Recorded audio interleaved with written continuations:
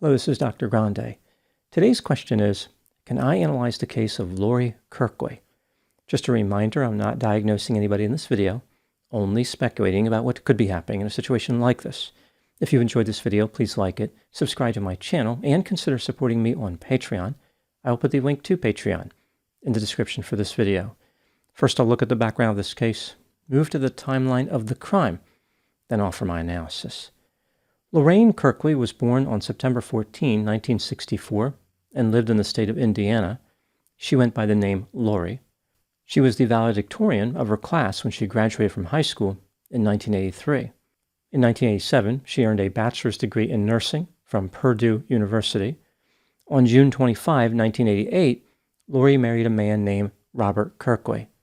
The couple lived in a house on the 300 block of Larimer Trail in Valparaiso, Indiana. Lori worked as a nurse at the Porter County Memorial Hospital, and her husband worked an hour away in the town of South Bend. On February 2, 1999, the Kirkley house was burglarized. The intruder had taken a pearl necklace, a digital camera, a camcorder, and 2 power drills. It wasn't surprising that items were missing. However, the perpetrator had also left items behind. The Kirkleys found photographs of a woman who was not fully dressed and a note accusing Lori of having an affair. Lori was terrified by this burglary and denied having an affair. The Kirkleys installed a security system, and Lori changed her routine. She had been pursuing a master's degree but dropped out. In the summer of that same year, the Kirkleys put their house up for sale. The couple was planning to move to South Bend, Indiana, where Robert worked. Now moving to the timeline of the crime. On Wednesday, July 21, 1999, both Lori and Robert went to work as usual. When Robert came home after work at about 9 p.m., he noticed that the garage door of the house was open and all the lights were on. In the kitchen, there was a note which read, quote, "44 Magnum pointed at head, down on your stomach," unquote. Robert notified the police. Here's what they found during the course of their investigation. There was no sign of Lori in the house or anywhere. A computer, a telescope, and a VCR were missing. A butter knife found in the kitchen had Lori's blood on it. Under the oven, there was a lens from Lori's eyeglasses, as if it had been knocked out during a struggle. Under the refrigerator, the police found one of Lori's earrings. Images featuring clothing-challenged women were pinned up on a wall inside one of the rooms. This was similar to what happened in the February burglary. Lori's bedroom had been ransacked, and her underwear drawer had been emptied onto the floor. Medication that Lori used every day was found in the house. Later, an FBI search determined that Lori had not filled her prescriptions anywhere in the United States. In addition, none of Lori's luggage was missing. It's clear that she did not leave voluntarily. The police recovered a manila envelope with a typewritten note inside, which contained instructions for a burglary. The note was ostensibly written by someone named Norm and addressed to someone named Larry. In the note, Norm directed Larry to steal various items from the house, including a computer and a telescope, but Larry needed to move quickly because Norm didn't know when the wife was coming home. Norm directed Larry to check for lingerie because the wife was physically attractive. When the burglary was complete, Larry was supposed to burn the letter. Whoever left the note would have people believe that Larry forgot about this step. The names Norm and Larry corresponded with 2 of the workers at the real estate company that was listing the Kirkley house. The police investigated and found that these 2 men had alibis. It was also determined that Lori's husband, Robert, had an alibi. He was at work. The police spoke to a neighbor who told them about suspicious activity observed at the Kirkley house. On Tuesday, July 20, 1999, the day before Lori went missing, a man on a bicycle opened the garage door of the Kirkley house, entered the house, and left about 15 minutes later. On the next day, Wednesday, July 21, a man on a bicycle arrived at the Kirkley house, opened the garage door, went inside, and closed the garage door. After this, Lori came home in her green 1994 Ford Explorer, opened the garage door, parked in the garage, and closed the garage door behind her. 20 minutes later, the garage door went up and Lori's Ford Explorer backed out. The vehicle drove away, leaving the garage door open. This account from the neighbor made it seem as though the man on the bicycle must have kidnapped Lori. On July 23, 2 days after Lori went missing, a boy found a plastic bag next to a dumpster in his apartment complex. The bag contained a keychain that belonged to Lori, and in the dumpster, the police later found one of Lori's shoes. There was a note inside the bag which read, "Please give this letter to Mr. Kirkley. His wife is missing."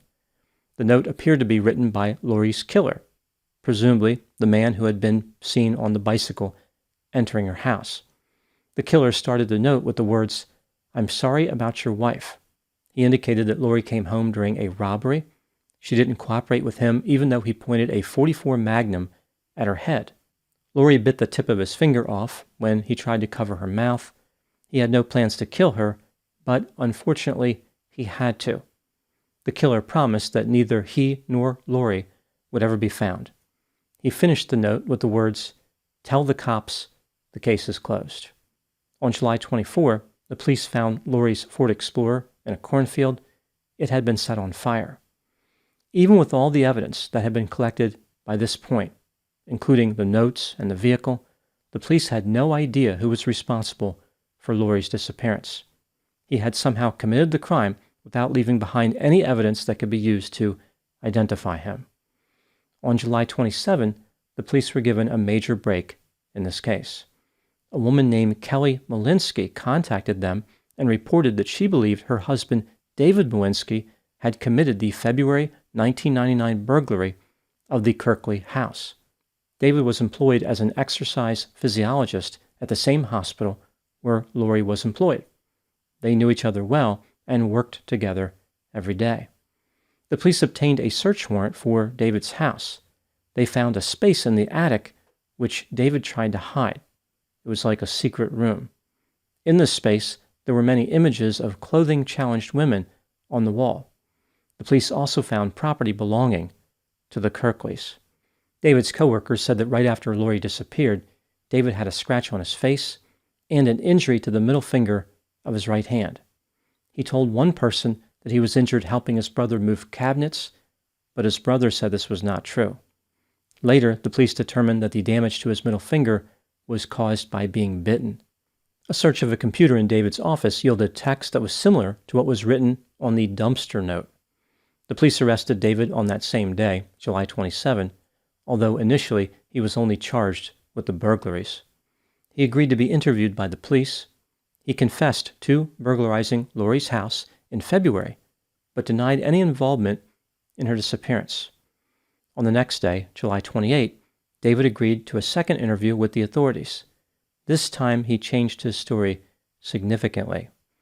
David said that he was romantically involved with Lori and she was unhappy with her marriage. They had been having sex for 6 months and had plans to run away together. The burglaries in February and July were not what they appeared to be. He and Lori had actually staged these burglaries as part of their plan to depart on a magical journey of love. Right before they were going to leave, David changed his mind. He decided that he still loved his wife, Kelly, and no longer wanted to run away with Lori. This caused Lori to become angry. Instead of giving up on the plan, Lori simply departed without David to start a new life on her own. On the same day as the second interview, July 28, the police recovered a document from a computer in David's residence. The document contained a detailed plan for burglarizing the Kirkley house. It contained information about monitoring Lori's activities, stealing her garage door opener and creating a clone of it, stealing the key to her house, overriding her security system, determining what items to take from her house, planting evidence to mislead investigators, and establishing an alibi in the event that he became a suspect. The police had a lot of evidence against David, and they were about to get even more. When David was in jail, he told 2 inmates who were about to be released that he had taken some photographs of Lori, which would get him in a lot of trouble if they were discovered. He wanted the inmates to destroy the images for him.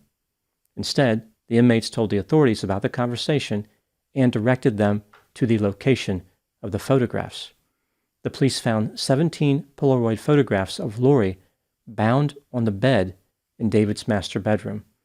In some of the photographs, a sex toy was being utilized. It was clear that Lori was not a willing participant. David received an upgrade in his charges to murder. He went to trial in January 2000. On March 16, he was found guilty on 7 counts, including murder and burglary. David Malinsky was sentenced to 155 years in prison. He continued to maintain his innocence despite the overwhelming evidence against him. He stayed with the story that Lori ran away after a 6-month affair with him. At some point, after his appeal had been denied, David had a religious conversion. He was told by a spiritual advisor that in order to live in a manner consistent with his new belief system, he needed to give the Kirkley family closure by revealing the location of Lori's body. In September 2005, that's exactly what David did. He directed the police to a property owned by his father in Jasper County, Indiana, where investigators found Lori's body. An autopsy determined her cause of death was strangulation. Now moving to my analysis. Here are my thoughts on a few areas that stood out to me in this case. Item number 1. One theory about David's motive was that he targeted Lori because he was envious of her. He believed that Lori was being given opportunities for promotion which were being denied to him. It's possible that David was envious of Lori, but it's clear that his main motivation was sexual. He probably fantasized about sexually dominating Lori, which is exactly what he did after kidnapping her. Some people believe that David was on his way to becoming a serial killer. This brings me to item number 2. David's desire to sexually dominate was highly consistent with the behavior of serial killers. This is the most common motive for these types of homicidal offenders.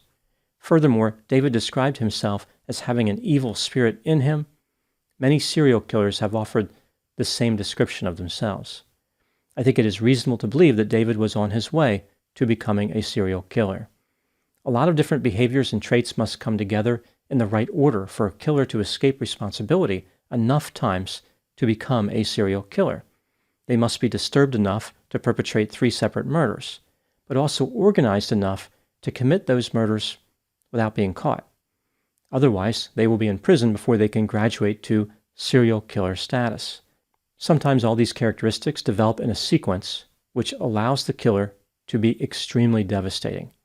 For example, Gary Ridgway, the Green River Killer, who committed at least 49 murders before being caught. He may have killed over 90 women. In addition to low agreeableness, Gary had high conscientiousness. This is why he was so effective at escaping responsibility. Most aspiring serial killers have low conscientiousness.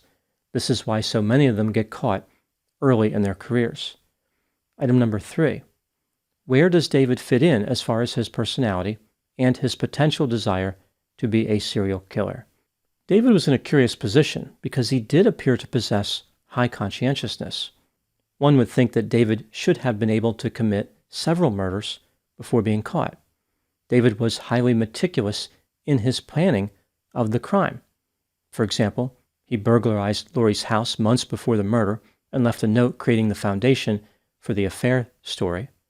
He made a clone of Lori's garage door opener, defeated her security system, attempted to mislead the police by framing the real estate workers, left his pickup truck at a gas station nearby, and rode his bicycle to Lori's house, managed to get Lori out of the house without alerting the authorities, and even contemplated his own alibi in case he became a suspect.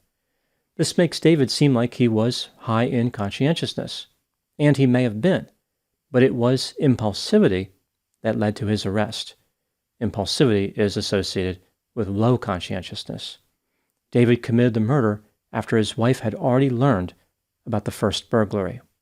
For all his careful planning, David was unable to abandon his plan even after learning it had been compromised. Like many aspiring serial killers, a lack of restraint led to David's undoing. Now moving to my final item, number 4.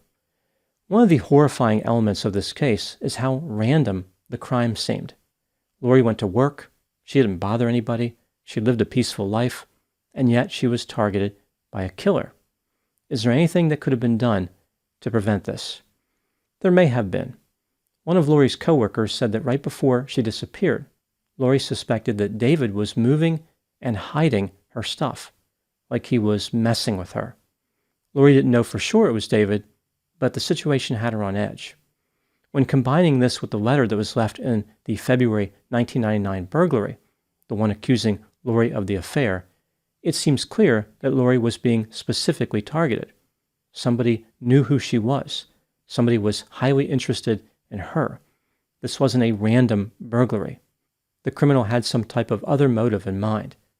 How many men could have been a good suspect? One would think that David would have been at the top of the list. Furthermore, the neighbor who saw the mysterious man on a bicycle enter Lori's house should have contacted the police immediately, mostly because of the man entering the house part. Despite these possible ways that the murder could have been prevented, Lori was in a terrible situation as far as protecting herself. David's tactics were highly unusual. He had access to Lori through her job, and he was extremely determined. Those are my thoughts on the case of Lori Kirkley. Please put any opinions and thoughts in the comment section. They always generate an interesting dialogue. As always, I hope you found my analysis of this topic to be informative. Thanks for watching.